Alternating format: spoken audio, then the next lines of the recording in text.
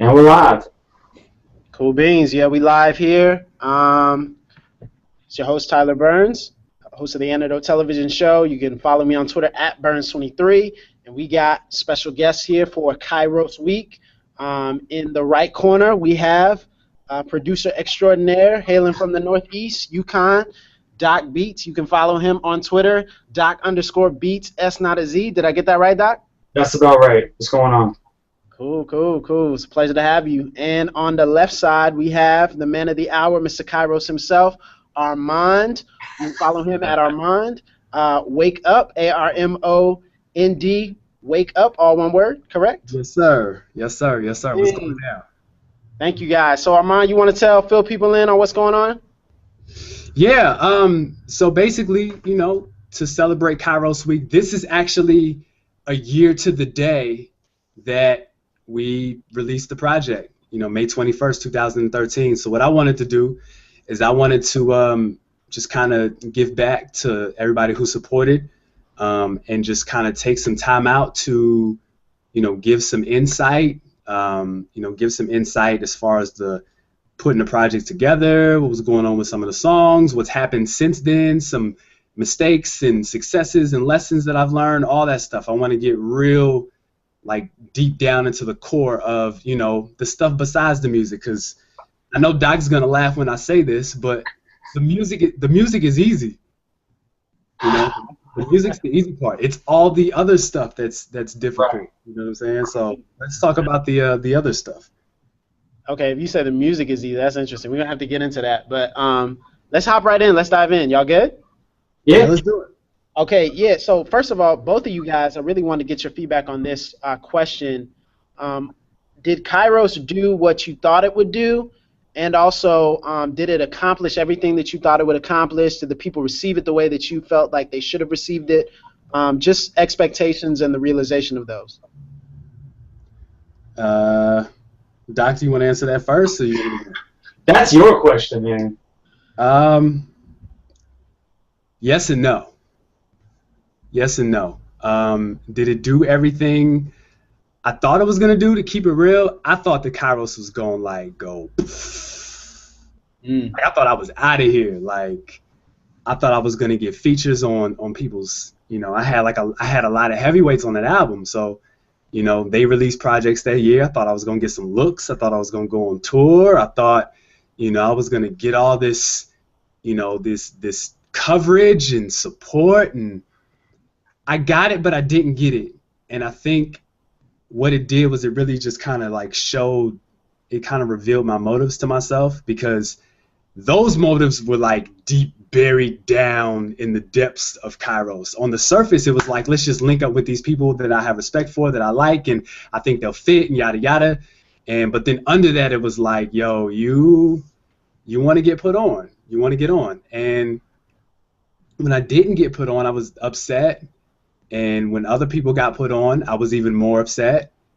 And what it made me realize was that everybody has their own path. And if I have a fresh pair of sneakers on and I want to walk down somebody else's path, I'm going to have to walk through some mud and some grass to get to that other person's path.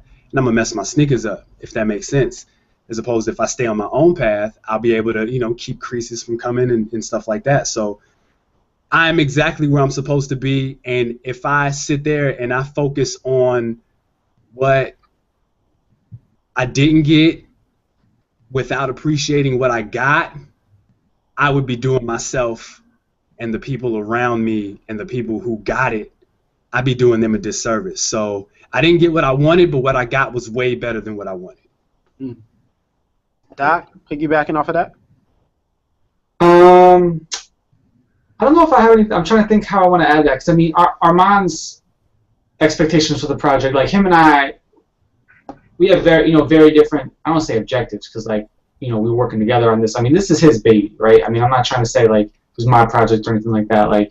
I produced I don't know, 5 songs, and I mixed a bunch of them, and I ended up mastering. I'm gonna use air quotes. Make sure y'all can see me mastering, because we learned a lot in the process. I mean, we basically bit off more than we could chew, and drove ourselves crazy to pull it off. So in terms of what it accomplished, I mean, it let us test some things out, right? I mean, like, we talk in the show a lot about, hey, why is an artist doing their project like this? Because, you know, we think that we know everything. Obviously, that's the gimmick of the show, right? I'm giving away the secrets now. And, you know, some things we knew, yeah, we were right, and some things it was like, okay, this is harder than it looks, right? Like, you know, one thing I'll give Armand credit for is, I mean, Armand is still putting out stuff related to the project. Like, we always talk about, you know, don't abandon it, don't do whatever. And I'm sure the temptation for Armand was real strong, especially if he wasn't immediately, we'll say, 100% satisfied with the response. It must have been really tempting to be like, oh, okay, well, don't forget about me because I got this coming out. But I mean, with exception, you know, with a few, you know, a couple random songs that might have got out there here and there, basically until Praise Break and Snooze Button 3, he sort of just, it was all Kairos all the time. And here we are, you know, a year later. So, like, in that sense, the ability to have that, to be able to have that actually kind of work in a sense, I really appreciated that. Like me, I was telling Armand before we got started, like, you know, when I think about in terms of accomplished, like, I think I start to get really technical. Like, am I happy with how it sounds a year later? Did it accomplish what I wanted to accomplish? I'm so unhappy with all those mixes I did. It's so. I was gonna ask you, man. I was gonna ask you because, and I actually want to ask you now since you brought it up. Like, you talked immediately following the album release about how you listened through to it again, and you were like, man, I would have changed this, I would have done this different, I would have adjusted, I would have altered. You talk about the feeling from you as a producer and as a mixer, kind of post a year later, looking back on it. You know, we were so deep in the weeds, like towards the end, where when we were talking about songs, we weren't talking about how great is this song or how good is this song or what can we do to make it better. We're sitting here talking about stuff like, you know, that bass is hitting a little too much here. And like we almost like got to a point where we lost focus. Like, I'm saying we, I mean, maybe it's just me, but I think Armand would probably say the same thing. Like, we sort of, you know, you get this on a project, especially Kairos was a passion project for Armand. It became a passion project for myself when I really got on board. Like, you sort of start to lose sight in a sense. And then the other thing, just from like a technical perspective, with audio, it's so easy now to add stuff, or, oh, I'm going to plug this in, or I'm going to do this, or I'm going to layer this. You have these infinite capabilities, and you end up just getting so far down the rabbit hole, you almost forgot what the song sounded like. You know, I struggled with the mix for Dreamer, for goodness, 18 months. I mean, you know, and honestly, we were doing research for the show. We were doing, I think it was the Neptunes retrospective, and I was in my car listening to how a certain song was mixed. And I was instantly just like, what? I immediately rushed home and I knew exactly what I had to fix about Dreamer. And the problem was I was doing too much. So, like, I would almost do less, if that makes sense. Like, if you record songs well, if you have a good year, if you test it on a bunch of different systems and you make it sound good, like, that really goes a long way. You know, for people who are just starting out or people who are independent, don't have a lot of great equipment, you get this temptation. It's just, oh, I need this plugin to take my sound to the next level. You don't need that plugin. Like, instead, you need to actually just make it sound good. You need to, if you want to use that plugin, you better know what it actually does. Right. Right. Like, I'm getting real technical and nerdy, but like the problem was we kept looking for stuff like, oh, this doesn't quite sound right. Let me try to find something. And we were sort of racing ahead without the knowledge catching up. And over the past year, I've actually taken on, like, I edit, like, podcasts on the side for people now. I edit other stuff on the side. And, like, I've just learned a lot more about editing, which seems crazy because I've been editing Armand's work for a decade now. But, like, I'm still learning and everything. So that's my problem from a technical perspective is, like, I'm always getting better. So I'm always, you know, sometimes you look back on this stuff and you go, man, I wish I would have done it different. But with a project like Kairos, we could probably honestly still be working on it. Like, you have to get to a point where you just go, all right, we're shipping it, it's done. I can't even look at this any longer. The people need to hear this. Yeah. I don't know if that really answered what you wanted it to. Nah, yeah, definitely. That's great, and we're gonna get into that a little bit more. I want to poke you a little bit more on that later. Please. Armand, I want to ask you now. You're so transparent in what you, and that's a cliche now. Transparent, honest. Ain't it though? Like you're so transparent and honest with your material. I think sometimes it's surreal to us, so it almost seems like you're talking about something that you're not going through, really. So it's kind of your thing now. So I just wanted to ask, man, how are you a year later? Because previously to releasing Kairos, you know, you took a long break, and the Kairos nerds were very upset with you. The Armond nerds, I should say, at that point, were very upset with you because you didn't put out some of the projects we thought you were going to. But how are you now? Because you took that break for you personally. So how are you now? If you want to know how I'm doing, listen to Dissertation to the... No. Hold on. Wait a minute. You were good, Armond. Come on, man. Hold on. No. Hold on. I'm going to tell you the songs, and then I'm going to tell you how I'm doing. The two songs to listen to know how I'm doing are Dissertation to the Dreamers and Scared of Me Too. Dissertation to the Dreamers is I have a much greater clarity. And I honestly didn't get that clarity until like 2 months ago. But Scared of Me Too was how I was feeling after Kairos up until 2 months ago. And then even some of that stuff I still struggle with, heavy. But you know, I'm in a great space. I feel like Malcolm when he got back from Mecca. Just like how he just saw everything different. Like he wasn't doing, you know, he saw just people. He saw life. The sky was a different color blue. The grass was a different color green. The sun was a different color yellow. And that's where I'm at. I'm just like, I just see all this creativity and just all this opportunity everywhere. And yeah, I'm extremely optimistic. But you know, I say all that to say I'm in a really, really, really good space. The problems haven't gone away. Nothing has changed, but everything has changed. Yeah. Doc, is he a different Armond? It's funny you say that because I was listening to Can I Live on Snooze Button 3, and like from a technical, it's funny. Like I'm approaching this like, you know, Mark can talk about, you know, sort of where he is in a personal space, but as an artist, I think he's in a better place.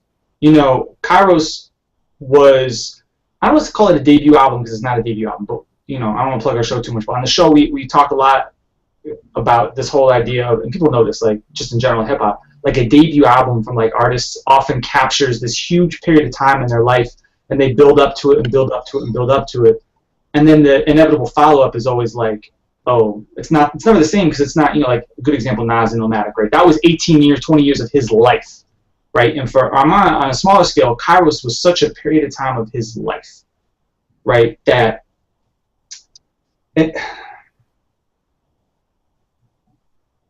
you know, it's reflective of that sort of time frame, and now he gets an opportunity to just sort of be Armand, right? Like Kairos itself was like a trial and tribulation just to put out, and the project, I don't want to say it sort of became about that, but that was really sort of reflective. Like it was such a varied project that like I think where he's at now, I think just musically speaking, he's in a better place. Like I'm really happy with what happened on Praise Break and Snooze Button 3. And I'm still happy with what we did on Kairos, but like, yeah, like to me, like listening to Can I Live, like the way he's dipping in and out of the flow of the beat, like technically speaking, yeah, he's in a better place. I'm a better rapper, right? Yeah. Nah, seriously. Yeah. I would agree. I think I'm a better MC now. Absolutely. Yeah, the Kairos nerds here agree. They're all nodding. They're like, yes. Yeah. Kairos and Praise Break, that's what happens when you delete Twitter for a month. You don't tweet. Not just those are just rants. I wanna get into something that you tweeted around the time you released Kairos. You probably don't even remember this, but I think it was around April of last year, and I'll never forget it because you were like, you were asking all your fans and supporters, so we don't really care about charting, right? Like on iTunes. You're like, well, we don't really care about charting on iTunes, right? And I remember just knee-jerk reacting like, well, of course you do, right? And I think Christian hip-hop, the genre that you're boxed in right now, and we're going to kind of talk about that as well later, but we're obsessed with like charting, and you know, I'm kind of being a hypocrite because I write a lot of those stories, right? Like I write a lot of the news stories, but we're obsessed with charting. Right. What do you know that we don't? I mean, it just looks good. It just looks good. Like, it's nice to have. I'm not like if my next album charts, I'm not gonna be like, oh, it charted. So what? I'm gonna screenshot it too. But I don't care if it doesn't. I think that's the difference. Like, does that make my project better because a bunch of people bought it on iTunes within a certain time frame? So that in turn makes it look like they have they're selling just as much as, secular artists, or as opposed to, they're just selling it at a certain rate, which puts them between the 9 o'clock and 10 o'clock hour. They've sold just as much as, whoever's charting right now, Iggy, Drake, whoever's number one right now. So I just don't care. Not like that. Why do we care so much, like, in our genre? Like, it seems like we're really thirsty for that. Like, why do we care? Can I jump in? Yeah, I wanted Doc to jump in too as well. Sorry, I don't want to say any individual is insecure, but as a sub-genre, subculture, whatever you want to call it, it reeks of insecurity. It's like, how will the world know that we're any good unless we have this one mechanism with which to judge, right? Because we don't have the 5 mics in the source anymore. We don't have anything authoritative, right? Yeah. And the first time that this happens where, people realize, oh, if I get a lot of fans in the iTunes during this one block of time, it shows up, and that's cool. And that was almost like, to me, that's like an interesting, like, oh, look, like, iTunes isn't as static as people realize. Like, there's other things out there than just the top artists. Like, the first couple times that might have meant something, but now it's just like, you see it all the time where, like, not just Christian hip-hop, but, like, mainstream, secular, whatever, just every artist of all ilks are like, oh, my fans got me #1 on iTunes, and they show a little screenshot. Like, this is a common thing because, it's a instantly, update. It's not instantly, but it's a relatively quickly updated, like, snapshot that you can hang on to and say, at one point I was this, and then you get to sort of declare victory and move on, right? Like, you sort of get to do that. A similar phenomenon happens with books on the New York Times bestseller list, or really on Amazon.com as well. And, like, you can influence what ends up on the New York Times bestsellers list. You can have your publisher buy a ton of copies. That's actually kind of legal. They just mark it with, like, an asterisk to be like, we noticed unusual book buying patterns, but you still show up that way. It's the same concept. That's now the measuring stick. Yeah, like this guy around. Yeah. Doc, so do you think, from your vantage point, because you're not in CHH like we are, nope. Like, he's like, no. I'm honest. Yeah. And so, from your vantage point, is that why Armond isn't recognized in the way that his talent kind of warrants him to be recognized? And Armond, we're going to get into the Cash Hollister tweet in a second. But do you think? I forgot what he said. Do you think that the insecurity that exists within our genre is preventing is kind of boxing Armond out because he's not insecure in the same way that most of our artists are? No, I don't think that's what's going on at all. Good. Okay. Armond, what song from Kairos? And I'm just asking you rapid fire questions, so steer me if you want to go anywhere. Rock out.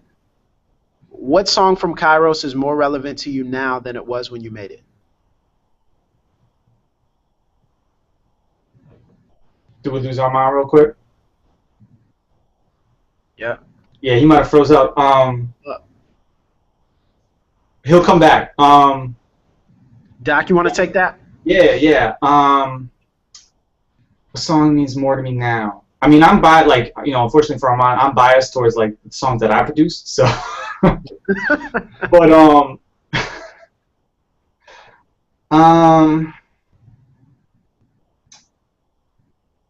you know what? I think, like, when the album came out, my opinion changed as to which of my songs I like the most, like, on a daily basis. I'll be like, oh, this day I like this one, this day I like this one. A year removed, and this is Kairos. Like, that song to me means the most. And I've told this story before. I've told the story before, but I'll tell it again. I did it over Twitter a couple days ago, where, like, so there was a previous version of that song with a different beat, and I thought it was cool, but I wanted to take a shot at it. So we had, during the making of Kairos, we had found out that my wife's grandma was about to pass away, and we were all really close.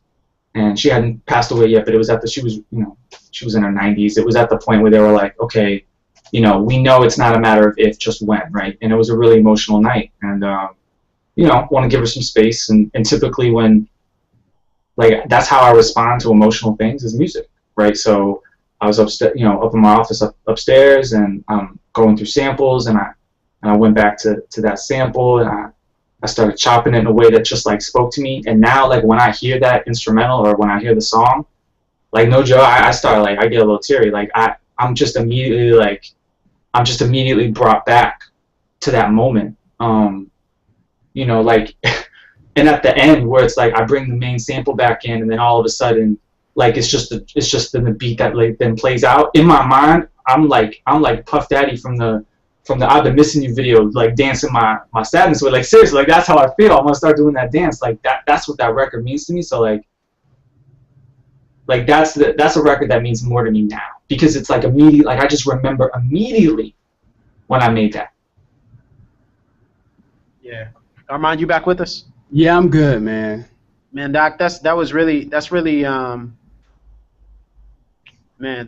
really interesting to hear you say that, and just the way you put that, that Armand's music was actually speaking to you, and that the process actually spoke to you in that time.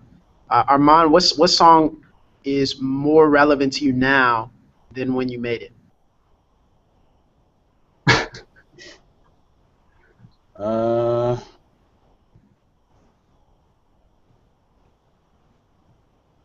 Genesis Revelation.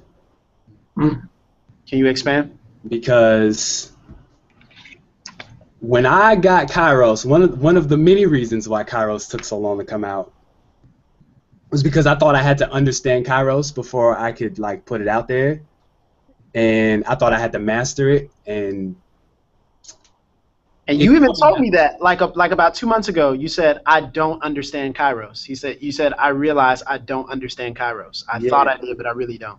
Yeah, I really don't. It's way deeper than the 6 steps and the things that I talked about. As far as, like, application, it just, like, and then I say it must be revealed before we can revolt. Like, revelation is progressive. You know what I'm saying? Like, you think about a television show. If I watch season 3 of The Wire, I'm about to spoil it just in case anybody's ever seen it or hasn't seen it, but you should have. Okay, so I won't spoil it. So if somebody major dies at the end of season 3, right, and that's your first episode seeing that person die, you're like, it doesn't affect you.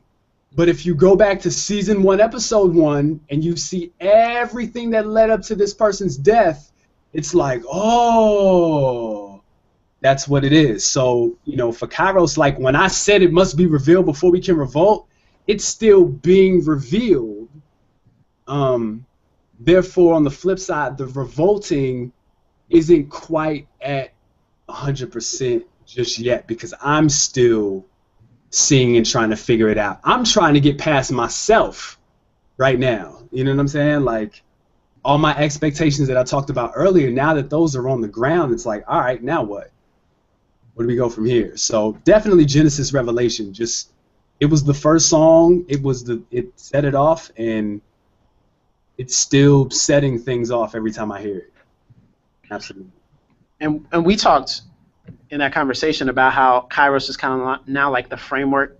It's kind of like the foundation for what you do moving forward. Now you're building on top of Kairos. So kind of looking ahead, and we'll come back to the actual album, but kind of looking ahead to what you've put out in the past few weeks, how has Praise Break and Snooze Button 3 built on the foundation of Kairos that you laid a year ago? I'm in a different place. So it's funny, actually, somebody hit me up on Twitter and said, actually 2 people hit me up and said this. One of them said they listened to Boomerang and then they listened to Lord Knows 2 and they connected. That wasn't intentional. And then somebody else said listen to Marathon and then listen to Even If I Lose. I didn't expect that to connect, but what people have told me is that from Dreaming Out Loud to now, that my discography is like a walking, it's an audible walk with God. So it's not intentional, like, all right, now I got to figure out what I did from Kairos. It was just like, I just want to put out a project. You know, Doc and I were clamoring for that Alchemist beat tape for months. Okay. I got it. I sent it to Doc, and Doc was like, you should rap over some of these. And we literally built the concept of Praise Break in like 15 minutes over text. Snooze Button 3 was just something that I wanted to do forever. I was like, you know what? I just want to take some beats and rap just because I want to fall back in love with rapping again, because from Kairos to now, I hadn't written anything other than, you know, a few songs here and there. He's Against Me, Own It, It Ain't Hard to Tell. I wasn't really writing like that. And in turn, music just wasn't fun. And I think that your ministry should still, you should still have a passion for it. You should still have a desire for it. I still love hip hop. I still love making music. I just didn't love it at that time. So Snooze Button 3 was for me. And it just so happens that, of course, me and my selfish ways, you know, it just turned into something for everybody else, which is dope. Yeah. Let's get into this Cash Hollister tweet, man, because you referenced it. So I have it here. Yeah, what tweet is this? What are we talking about? So Cash Hollister, shout out to Cash Hollister, man. Yeah, whatever.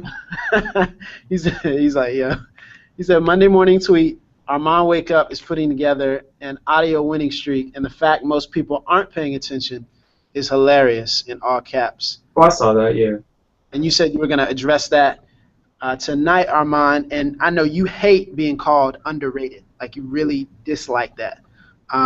But I think Cash kind of echoes a sentiment that a lot of Kairos fans and your fans have, that what you're doing is being taken for granted, and that it could be taken for granted by people who are almost right around the corner from your music but don't know it. So you want to speak to his tweet and what your thoughts are? Who says people aren't paying attention? Perception. Yeah. Who says they're not? What numbers? I can get 1,000 people in a venue. I've performed in venues where there's a mass amount of people and nobody's paying attention to me. Everybody's on their phone. Everybody's there, you know, I'm at a bar, so they're drinking, they're trying to talk to girls, they're doing all that stuff. They're not worried about me. I did a show at a middle school for Valentine's Day. Them kids ain't care about me. The Dreamer came on. Kids was like, they left, but it was like the gym was packed. So I could easily tweet and say, yo, just delivered Kairos for 500 middle school students. But if nobody got it, it's just a number. However, I know that every person, you know, my text messages tell a different story. My emails tell a different story. When I go out in these streets in Columbus, that tells a different story. It's literally like the scene in Paid in Full. I was telling my man this the other day. Like, when I go out now, it's like Paid in Full when Ace and Mitch went out and Mitch was getting all the love. It took him 30 minutes just to sit down because he was dapping everybody up in the club. Like, that's... People know. It might not be the masses, but they know. They absolutely know.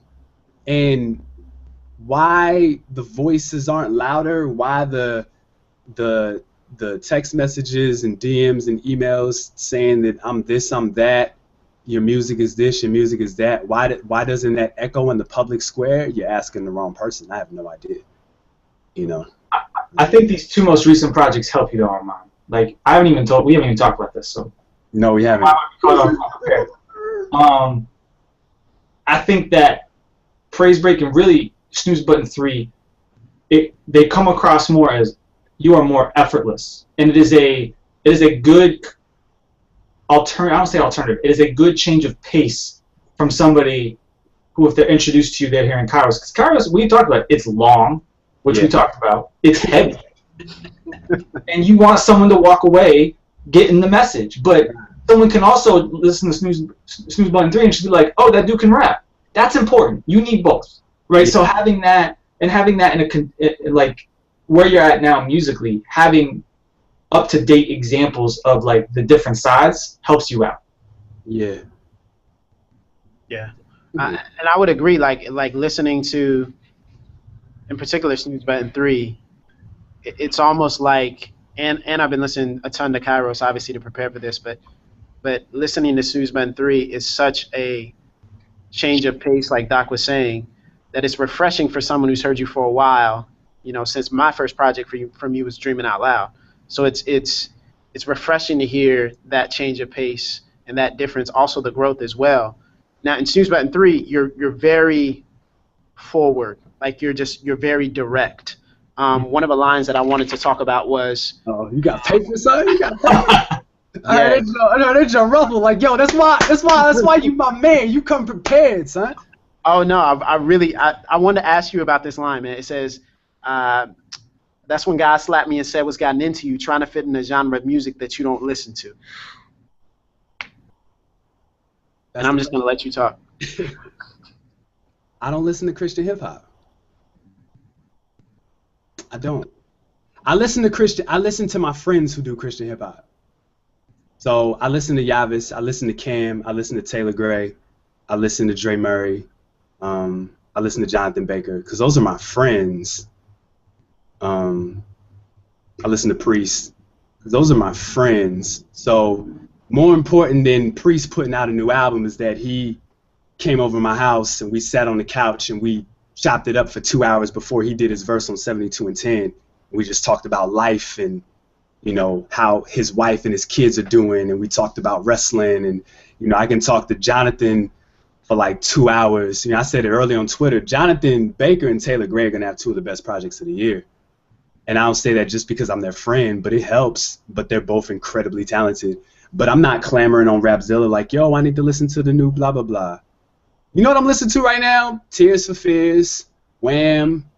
You know what I'm saying? Like, I'm in my 80s bag right now. Like, I'm not really listening to hip hop. But, you know, I don't listen to it. So why am I trying to fit in somewhere that deep down I kind of don't want to belong? You know what I'm saying? Keep it real. When I was at Flavor Fest, I've never felt more uncomfortable. Anybody will tell you I was there. I met Spaz. I met a lot of dudes from Straight Terrible. I met Social Club. I met Daraj. I met mad people. But I was very much, people didn't know it was me until like the night the show was over. They're like, "Oh, you're Armond?" Because I just didn't feel comfortable. I was more concerned when my son is there. You know, I got to kick it with him. You weren't wearing the Kairos t-shirt? Yeah. It was a giant egg. I was gonna say 6'5". The 6'5" guy wearing the Kairos t-shirt. I figured, you know, that's put 2 and 2 together. Yeah, right. But I mean, you know, that didn't really happen. But it's just not really me. Like, I just don't listen to it. You know what I'm saying? And that's no diss. Yeah. Just don't listen to it. So why? You know what I'm saying? Like, let's just go where I belong, or not where I belong. Let's just go where I fit. And if I don't fit anywhere, I think that the lane that I'm in, I think we can dig the foundation and, you know, carve it out and pave the road ourselves. Doc, do you, from your vantage point outside of CHH again, because that's, I think, valuable to the people listening who are big fans of CHH, big fans, and immersed in it. Right. From your vantage point, looking at Armand's career and people's reaction to it, do you agree in the sense that he shouldn't be classified as CHH? And I'm careful on how I ask that because this is a recurring debate within our subgenre. Do we classify ourselves as that, or, you know? Whatever. I don't think anybody should be classified as CHH. I don't understand this. I don't understand what it is that makes it different, because there's no other part of hip hop that classifies itself to such distinctions. Even, you know, at best we get regional distinctions, right? That's a holdover from how hip hop was in the 80s and 90s. And there's still regional differences, but there's so much cross-pollination now that almost, it matters, but it doesn't matter like it used to. And you get all that stuff.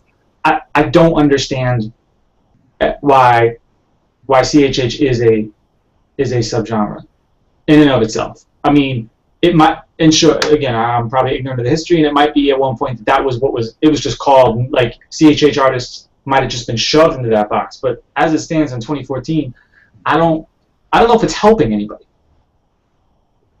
That's why I suggest that anybody go listen to the Clock Radio Speakers episode that we did on hip hop and religion.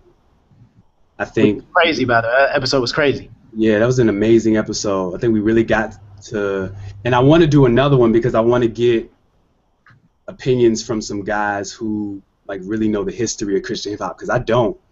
But you know, just the history of the church, just kind of rejecting hip hop for so long. Just now that door is slowly starting to open here in 2014. That, you know, it's accepted as an honorable or accepted form of, you know, worship and ministry. But you know, I think that has a lot to do with it. I think the church, you know, one of the religious sect has just been very us against them. That big bad world. That, you know what I'm saying? Like, you know, that goes into a totally different conversation. You're going to make me go off. I'm chilling. Now, Doc, producing and mixing for Kairos, though, Kairos is a very spiritual album. Yes. It's a very Christian album. Like, but you guys have also very strongly critiqued other Christian hip-hop albums, even by some of our favorites. Right. I'm probably not. There are places in America I'm not welcome, I'm sure. I'm totally okay. Get them! Conferences. But yeah, so what was different mixing Armond than listening to Lecrae? Right. Lecrae's interesting, right? Because I was very harsh, right? On the first Lecrae project that we talked about on Clock Radio Speakers. Harsh because it was bad. Here's what I would say. I would say that my real opinion about, so this sort of goes back to the whole conversation of should it be classified as like Christian hip hop? Should Armond be classified that way? I think it seems that the objective is that fans and artists in the Christian hip hop subgenre, they don't want to be stuck in the musical ghetto anymore. They want it to be okay for mainstream artists to listen. They want to have that same access. That's why people talk about iTunes numbers, right? It's not just, hey, we're popular. It's, hey, we're not just something that nobody knows about anymore, right? And anytime you do something different musically, whether it's the sound or the content, it's just my opinion that the way forward isn't by saying, all right, here's what I hear on the radio right now. I know that if I make music that sounds like that, or sounds, we'll call it contemporary, then there's a path that way, right? There's a ton of non-Christian hip hop artists who do the same thing, right? I'm almost holding Christian hip hop to a higher standard, which might be, maybe that's the wrong way to do it, but it's like, look, if you really want to elevate it, then you can't just be the same, just safer. You got an Armond, typically, like, there's a ton of like,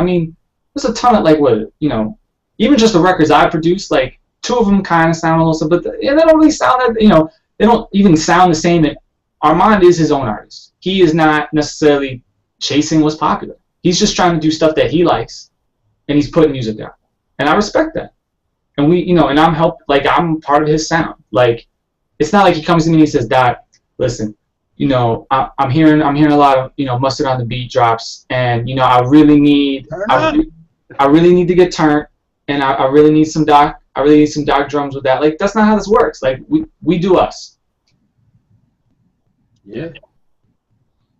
Armond, taking it back to Kairos, because we could get muddled down here forever, but taking it back to Kairos, you talk a lot about love in that and in all your music. Now, how has your perception of love, or what love is, changed since Kairos? You'll hear that on my next project. And I was actually kind of hinting, I was like, man, he's got to have some sort of project coming out. I think that I didn't talk about love a whole lot on Kairos. I don't think I did. Love is wasn't me like saying this is what love is. I'm asking y'all, like, somebody tell me what love is. You're still talking about love, and then obviously walking contradictions. I mean, okay, so if you want to talk about like relationship, like yo, Doc, get off the chat, son. Like, Woo! Oh man. God, how has my perception of love changed? Did we lose Tyler? No, he's here. I'm here. Okay. I guess can you narrow it down? Like, are you talking about like in the realm of relationships? Are you talking about like what do you mean love? You know, love is such a yes. Okay, relationships. I think I'm at a place now where I can talk about it. I think that's the place. The place is, you know, I was intentional by not talking about, because I had a couple of relationships. Some of the records that I was gonna put on Residue totally could have went on Kairos, and I thought about it. But I didn't want to put that out because I didn't want to have it. I wasn't ready to have any of those conversations with people. You know, any song on Kairos, you can come to me and ask me, so what'd you think about this? And when you said this, what does this mean? And I can, with a clear mind, I can talk to you about it. But some of those records on Residue, I couldn't do that because while I was putting out Kairos, while I was working on Kairos, and then, you know, the year since, just dealing with crazy relationship stuff. You know, but now I'm at a place where, you know, I can have those conversations. So at least there's a start.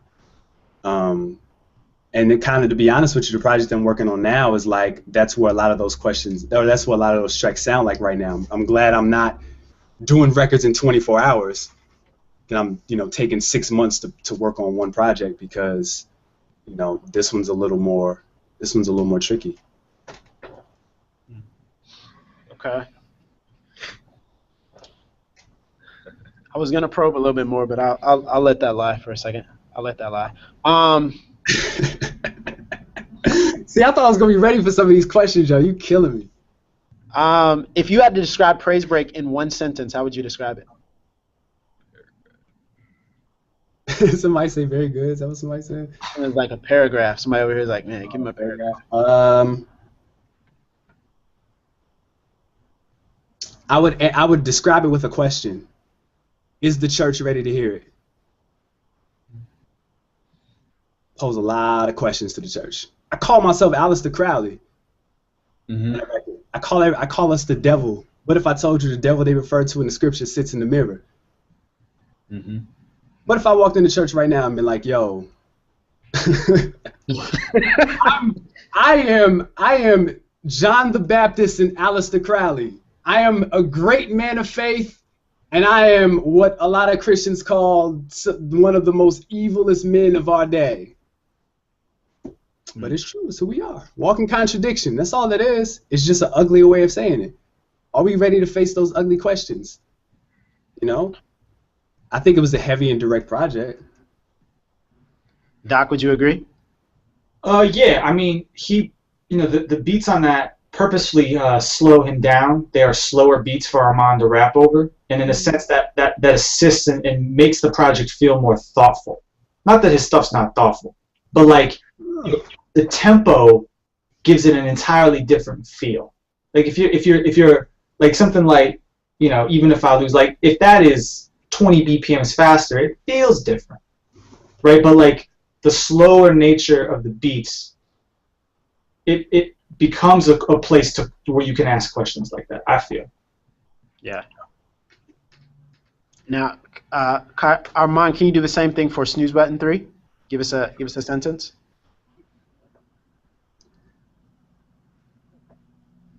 God is a really good rapper. That's how you describe Snooze Button 3. God's a really good rapper. I'm not that good. Snooze Button 3 was just me, you know, putting some WD-40 on the bike and, you know, shaking the rust off. And, you know, so the compliments that I get that say, yo, Armond, you went in, I'm like, cool, because that's what I wanted. Since Kairos was so thematic, I just wanted to get in the booth and be like, let me get some beats and let me just tear some heads off real quick, because I want to do that. Everything has to mean something. Like, nah, I just want to rap.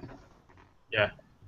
That's it. Yeah, that. But you did speak on some stuff that people have asked you and you said they wonder how I glory in something that isn't Jesus. And you're speaking of Clock Radio speakers. Yeah.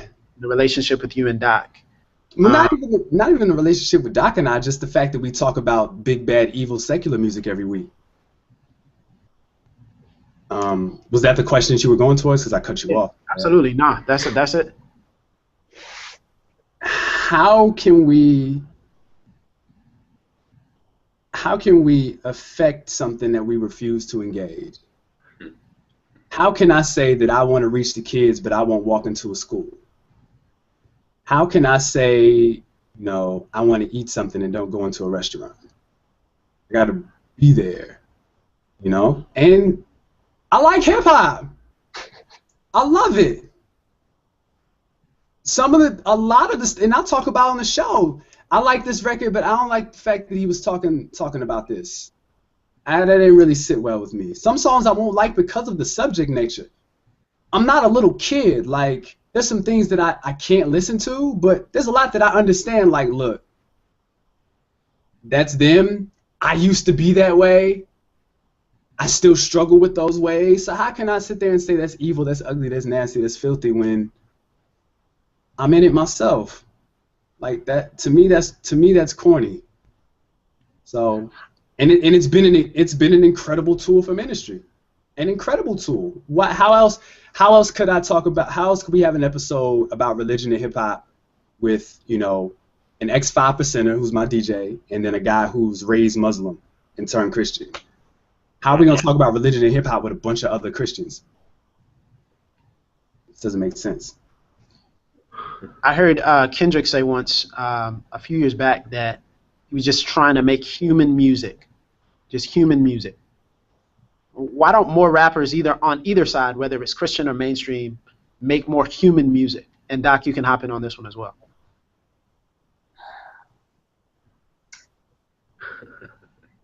Because they think that they don't think people want to hear human music. They think they need to, you know, you got to paint in really like broad strokes. You've got to roll. You got to play it.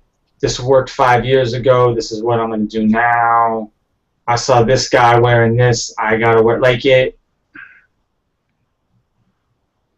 There are still limits to where people are either think that they can go in hip hop, or really what I think fans are even, you know, what they want to get out of hip hop. Like, you know, people, you know, we don't like to talk about it on the show, but there's a lot of people who listen to hip hop because it's ignorant. That appeals to them. People know that, so they're going to do that. It's not that. I mean, it's as simple as that sometimes, you know. Yeah, that's scary. You know, that was one of the things that I had when I wrote my Lecrae interview, and I've said it, is that, you know, artists are fake transparent. One of my favorite writers of this time is Joe Budden, but Joe Budden is fake transparent, where the transparency is shrouded in manipulation, and it allows him to be the victim and for him to kind of control everybody's responses. You know, I'm the bad guy, but I'm this way because when I was 5 this happened, or, you know, she did this to me, so in turn it's turned my heart into stone. And I mean, that's a level of human music, you know, humanistic music. But what if you just foul? What if you're the one who did the dirt? You know what I'm saying? Like, I just needed an ear and you gave me your body. Like, she gave me her body, but I had to take it.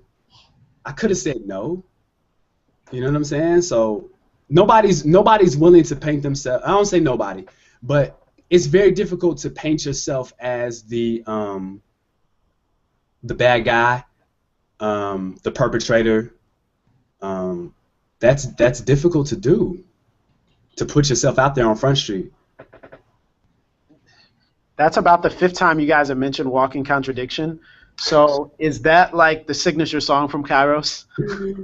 The oldest song, or is Dreamer older?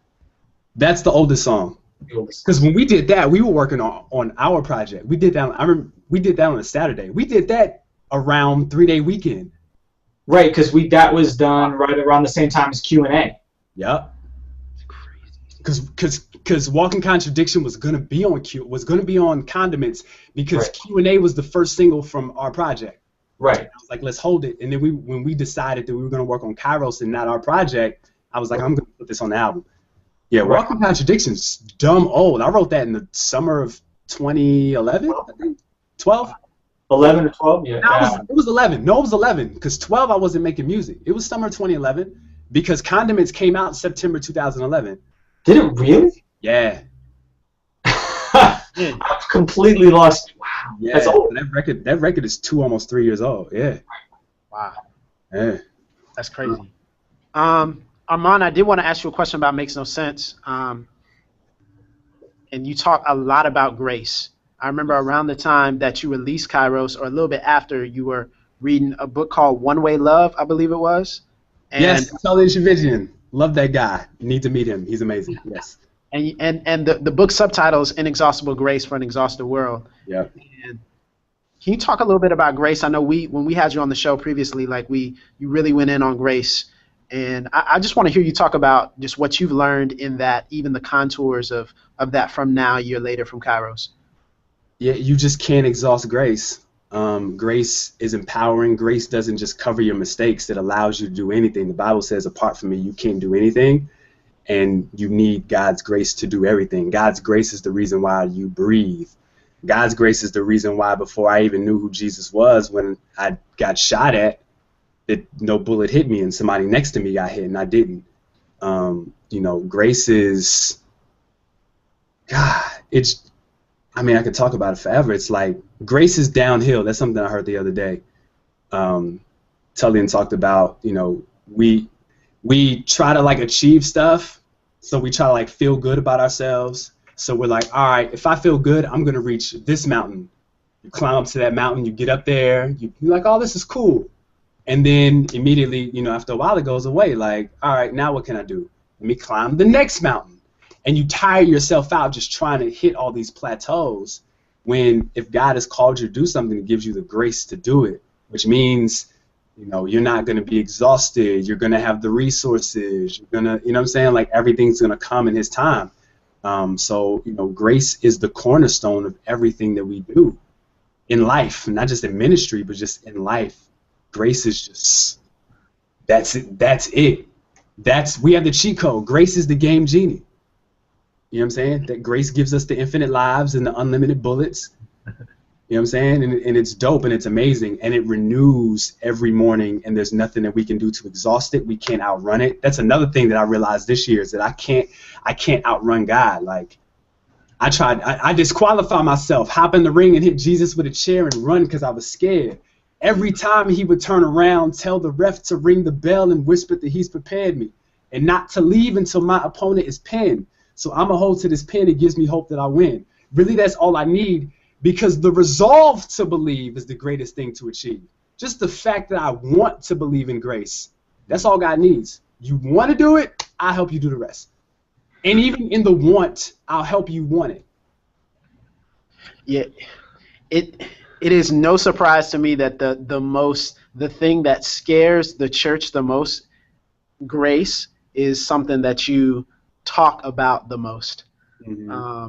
I think that's awesome, man. And I think that, and really, I didn't say this at the outset, man, because I didn't want to be too cliche, but a year later, for those of us who have enjoyed and love Kairos, man, I don't want to be cliche, but thank you for allowing us to come into your world. And thank you for just opening yourself up to us and making human music that you don't sugarcoat, but that you really show us your walk in an honest, transparent way. And I didn't want to be cliche at the beginning and be like, oh, Armand, thank you. But, honestly, it does impact us. And that's one of the things in particular Makes No Sense, which is probably my favorite song on Kairos. So thank you for talking about that. Word, no doubt.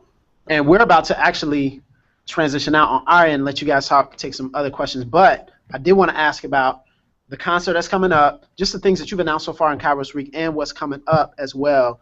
Can you give us a little insight into the concert and what it's going to look like, things like that? Yeah, June 21st, it will be myself, it will be Taylor Gray, and it will be Renee Dion and John Rogers. Renee is an incredible singer here in Ohio, and her and John put out a project this year called Moonlight that is just. And I probably should. I did a remix to one of her songs, and I was going to hold on to it, but maybe for the concert I might put it out. Now that I think about it, it kind of makes sense to kind of introduce my audience to her. And it's June 21st. It's at Girl and Guy Republic, 32 West 5th Avenue. Doors open at 7. We're doing Kairos with a live band, so shout out to Jonathan Baker. And then DJ O'Sharp will be there as well. So it's a real small, intimate venue, so, you know, make sure you're there early because we are going to sell out. We are going to fill up. And then for those who are not in Columbus, we have it available to watch at concertwindow.com. If you go to ArmandWakeUp.com, you can actually click and, you know, purchase a ticket. Tickets are whatever, name your price, however much you want to pay, and you'll be able to watch the show live there. So, you know, we want to take care of everybody. So dope. I was actually, you know, real talk, I was actually considering coming up for that. Yeah, I might actually do that. But we'll talk offline. But yeah, Okay. keep going. Cool. But yeah, that's pretty much it. And then, you know, the rest of Kairos week, we'll be selling these shirts. Boom. Shirts. They'll be on sale either tonight or tomorrow. Working out a few little kinks. And then tomorrow will be some writers will be revisiting the album. You know, it'll be now I'm drawing a blank. I think it's four writers are revisiting the project from different perspectives. And then Friday will be a giveaway. We Live as Kings is coming to Columbus. And your man Yavis, being the cheapskate that he is, gave me one ticket. I'm going to give away one. I'm probably going to pay for a second one, or either ask him for a second one and try to get 2 tickets, because who wants to show up at a show by themselves? And we'll hold some sort of contest on Instagram. I don't know what I'm going to do, but I'm going to give that ticket away. And that'll be Kairos week. Dope. We might have a couple more surprises. Yeah. Oh, yeah. Oh, I'm not saying they, just, you know, we might have a couple more surprises. Yeah, always scheming, man. Always scheming. But I appreciate you guys letting us sit in, man. Here, we love you down here at Pensacola, man. Love your music. Appreciate what you guys do. And yeah, we're gonna hop off and let you guys kind of nerd out a little bit more on Twitter, but on the Twitter questions and the things that you guys are getting from the fans. But yeah, thank you guys for allowing us to just kind of sit in and peek our heads in and be a part of this. Poke you guys a little bit. Cool. Thanks, Tyler. We will be doing this again. Absolutely. Sure. Thanks, Doc. Appreciate you, man. Thank you. All right. So we are going to take a couple questions that were on the chat. So if you want to... I'm like sitting back, relaxing. You know what I'm saying? Kind of kick back a little bit. We're going to clock radio speakers and nerd it out for a second. So if you've got questions, we're gonna be on for a little bit. We won't be on all night, but we'll be on for a little bit. Use the hashtag #ThisIsKairos, or just add us on Twitter. You guys are doing both. So at ArmandWakeUp or at Doc_Beats, S not a Z. And we're going to get into some questions. Let's go. I saw the first one. Hold on. There was one from you. First question was asked the other day. What inspired the beat selection on Snooze Button 3? Those were all beats that I just wanted to rap to. Right. And I convinced Armand to rap on Can I Live. You did. I was bugging you about that. You were bugging me about Can I Live. And that record came, we wrapped up, Doc was done with Snooze Button 3. Doc did, you know, we talk about like the obsessing or whatever. Doc did not obsess. At least he didn't express to me that he obsessed. I think I probably obsessed more than he did with these mixes. You know what? We were just in a better place. Like, we learned our lessons. You know, we know what to do now, for the most part. Yeah. And the other part is because it's not like, see, the problem with Kairos was that, that's just the problem, but like the temptation with Kairos is that for a lot of the records, we still had access to the original like multi-track for each instrumental. So like, especially my beats, right? I can just sit there when I'm doing the mix, be like, oh, what if I go back in and on Dreamer, let me lower this and let me raise this. Like, all we've got is the regular just instrumental from that record. There's only so much you can do with it. So it's, Armand's got a better mic now. We put it over the instrumental. Some stuff I play around with a little bit, a little effect here or there, nothing serious, and just make it sound real good and clean. So in a way, having less options helped. Right. Yeah. Sometimes I realize having too many options is a bad thing. Yeah. Sometimes you just want to have a linear focus. Like, all right, this is the beat. The worst we can do is filter and drop. And Doc filtered and dropped a couple records. I love the filter that you did on Conversations with My Cousin. Like, that came out of nowhere. That was beautiful. Oh, right. Yeah, right after the Kanye line. That was beautiful. I love what you did with Can I Live, like kind of bringing it in. Right, cause it teases people because it makes it feel like it's an outro. Yeah, because somebody hit us up on Twitter like, I'm glad you didn't just talk, because I talked for a long time, so it felt like I was doing the Lupe Fiasco 12-minute food and liquor outro. I was gonna shout out my 3rd grade teacher.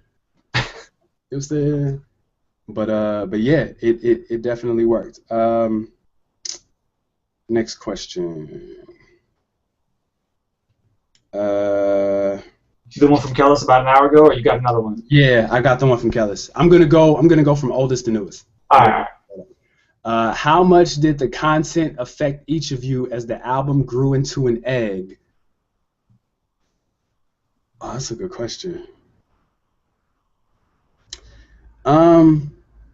Doc and I, because keep it real, Doc really wasn't a part of the process of Kairos till the album was probably about halfway done. Right. So when I got to Doc, I think all but maybe 2 or 3 of the songs were at least like hashed out conceptually. They may not have been written or whatever, but I don't like doing the whole, let's do 50 songs and pick out the best 15. Like, I want to have between 12 and 15 songs. I know I want to hit this point. I know I want to hit this point. I know I want to hit this point. And make sure I do that. And I didn't want to go overboard. Go ahead, Doc. Was you gonna say something? No. It's interesting. Revisiting the album now. It's hard to. I try to separate the music from like the experience of creating it, right? Like it's hard. I'll admit it's hard for me to sit there and listen to a record and not think only of, man, I had to do like 15 different mix, or we struggled to get this right. Like it's hard to appreciate it from just like listen to it as it is. Yeah. And I tweeted this the other day, like no joke, like the Dreamer remix, like we had that I did that as a joke, like when that Justin Timberlake single leaked, I did it off the leaked MP3. Yeah. As a joke, just to be like, I think I could make that work. And I was like, yeah, that's kind of cool, whatever. And I never really finished it. So like when I went back, I opened up like the original mix files for the Dreamer, and I was like, oh, and I immediately remember like, oh yeah, this doesn't really work. Like, oh, we had technical issues. Oh, and it's like post-traumatic stress disorder. Like, yeah. I was just like, oh my god, I just can't. So like when I did when I put the remix out, like I actually really just greatly simplified. I took away a lot of layers from the mix. I was like, no, I'm really doing this like a remix. I'm pretending I don't have access to all this stuff. I just couldn't even delve into, like, I actually just did a mix from scratch. I didn't even use the original. I was like, nope, I'm just taking Armand's raw of this, and I'm putting it here, and that's it. It made me want to write new verses and keep the hook. Oh, God. Like, just, like, from a technical aspect, like, I'm going to tell you this. I don't hate the Dreamer. I don't like it as much as I did because I feel like I could have attacked the beat totally different. No, my problem is, like, when you hear... I don't want to do it because I'm going to drive myself crazy, but I really want to, like, remix, like, a bunch of... Not, like, remix, like, different beats, but, like, you can't even hear the kick drum on the Dreamer because I've got it so compressed because I was, we were in the last like days of trying to get this out, and I was like, this needs to sound this way, and I got all, we talked about it earlier in the Q&A, but like we were deep in the trenches, but like, I hear it now, and it's like, oh my goodness, the time gives you such clarity. Absolutely. So yeah.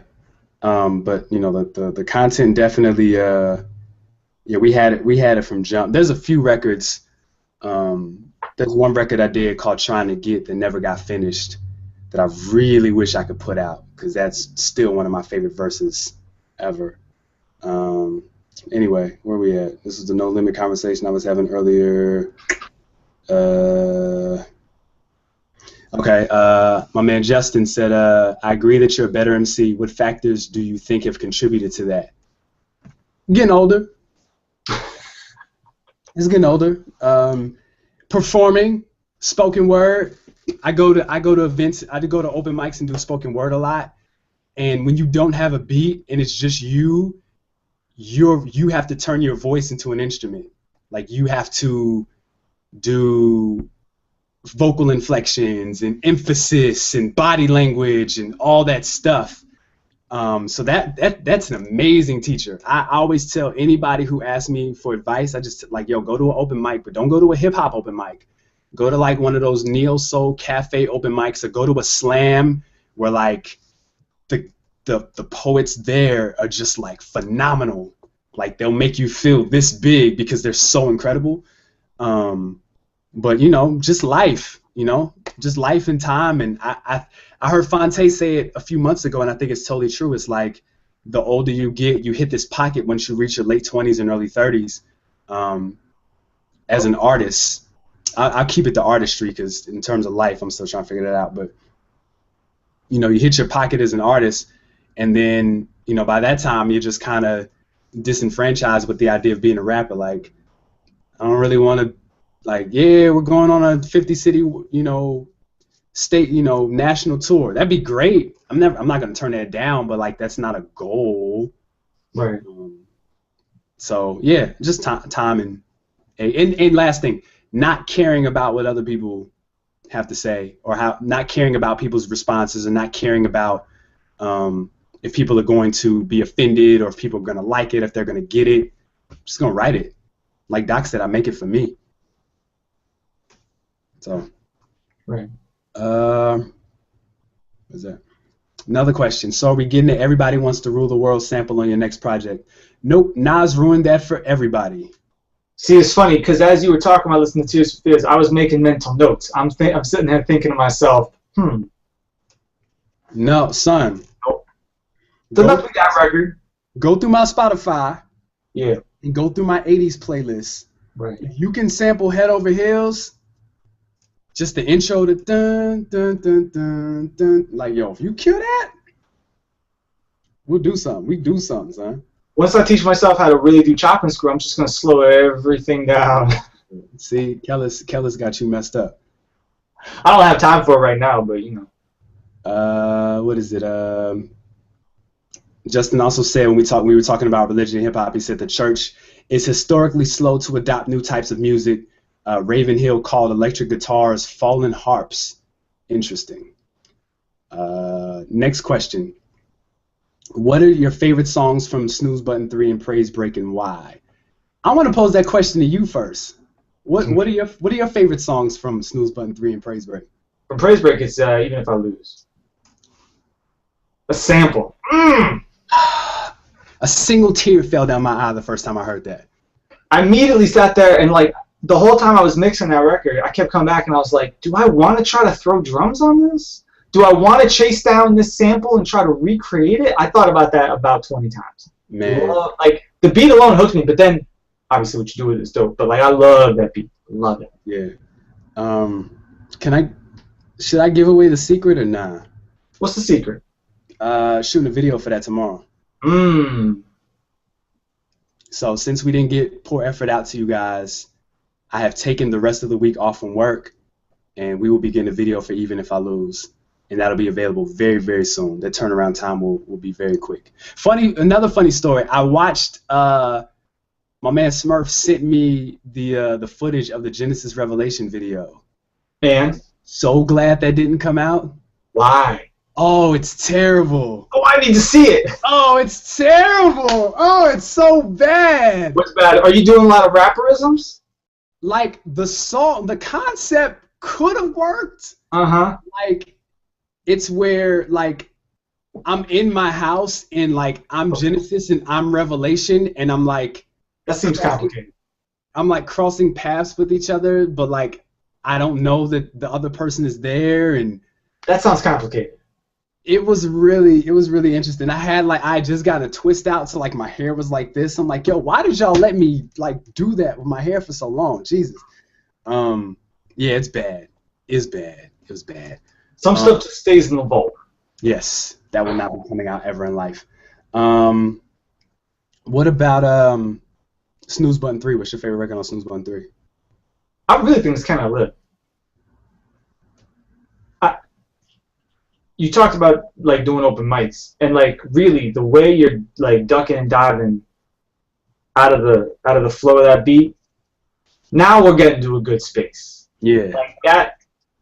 Now we're getting to a good, like, you know, one of the reasons why I always loved Walking Contradictions, especially that second verse, is the emotion in your voice, right? How you can, it's not just you when you're speaking, it's not just at this like it's not at a consistent level, or even like there's people can feel you like on that track, right? And then it's that emotion, right? It's like it's not some like Ghostface, you know. What, Impossible? Maybe not quite that level, but you know. Yo, this man got shot, like you felt it, like yo. Right. Yeah. Right. Yeah. And it's funny, I feel like, yeah, I think in terms of emotion, like I think Scared of Me Too did that well. Like Right. I built that up. I think Yes. I built that up really well. Like sometimes now when I get in the booth, it really feels like a spiritual experience. Like I'll just go in. So when I start revving up, listen, John, you don't listen to. Like I'm really upset. And then I hear myself, I hear a voice in the back of my head saying, all right, Armond, calm down. Then I calm down and say, now some would say that's sacrilegious. You know what I'm saying? So it's dope. As for me, favorite record off Praise Break, yes, Even If I Lose, without question. The sample's amazing. I think Judgment Day is a snoozer. I think that's the sleeper of the album. But yeah, Even If I Lose. Snooze Button 3. Can I Live? It changes. So right now it's Can I Live, Scared of Me Too. Yeah, Can I Live, Scared of Me Too. Up until Can I Live, Dissertation to the Dreamers was my favorite verse ever. And now Can I Live is just like, I wrote that at red lights on the way home from work when I recorded it that day, that Thursday. I went and got a calzone. I was angry. Somebody said something smart to me on Twitter. I was like, you know what? I'm going to put my phone down. I'm gonna get rid of Twitter and I'm gonna write, and it just came. So yeah. I totally feel you on that. Next question. Homie that hit me up about he said I told you how I thought Praise Break showed you're no longer conflicted since Boomerang ending Kairos. Did that hit you right away, or did you notice, or you didn't notice till you began working on Praise Break? I didn't notice until you told me. I appreciate you keeping it real, because you could have really easily gone into, well, you see, I had a plan. Yeah. Nope. Did I know? Absolutely not. I had no idea until you said something. That's the dope thing about my fans. Like sometimes, like they'll hit me up, like the mic line when I said on Can I Live, this mic is a nice shot, so I walk with a slight bop. My man thought that I was talking about Michael Jordan. I was just talking about a microphone. So he was like, yo, I like the Michael Jordan line. And I was like, huh? And he's like, yeah, the mic nice shot line. I was like, oh, that makes sense, doesn't it? Oh, see, you could have even gone with Tyson, right? Nice shot, so you walk with a nice bob. Like, there's a lot of people on times who don't even ask me how, son. See? I don't know. I don't know. Sometimes it just comes. I just write it and it just comes out. What else? When when writing, do you set out to be transparent, or does it just come out that way? It just comes out. It just comes out that way. Have I written stuff that was too transparent to put out? Absolutely. Absolutely. That's why there's no Chevy Impala Music 4. There was going to be, Scared of Me 2 was originally going to be Chevy Impala Music 5, but it was too, it didn't fit in the Chevy Impala Music vein. I was like, oh, this is more Scared of Me, so it went there. But there's a Chevy Impala Music 4 that will never see the light of day because it's too much. It'll never come out. But yeah, I don't set out to do anything. I just kind of write. Are you still in contact? This is what I was laughing at earlier. Tony is stupid. Are you still in contact with the infamous woman you've mentioned in It Ain't Hard to Tell? He said he was going to talk about it earlier. So if you don't know, the line goes, I'm turning 30, my desire is to be married, but keep meeting women who don't want a ring, they want to swing. And the only episodes I'm cool with is The Walking Dead, fighting in my mind while shorty off his head. She could do it and no one would know, but I fear screenshots on MTO, so I'm ghost. Still might entertain it, so pray for me. Do I still know that girl? No. No, I don't. But that was more than one girl.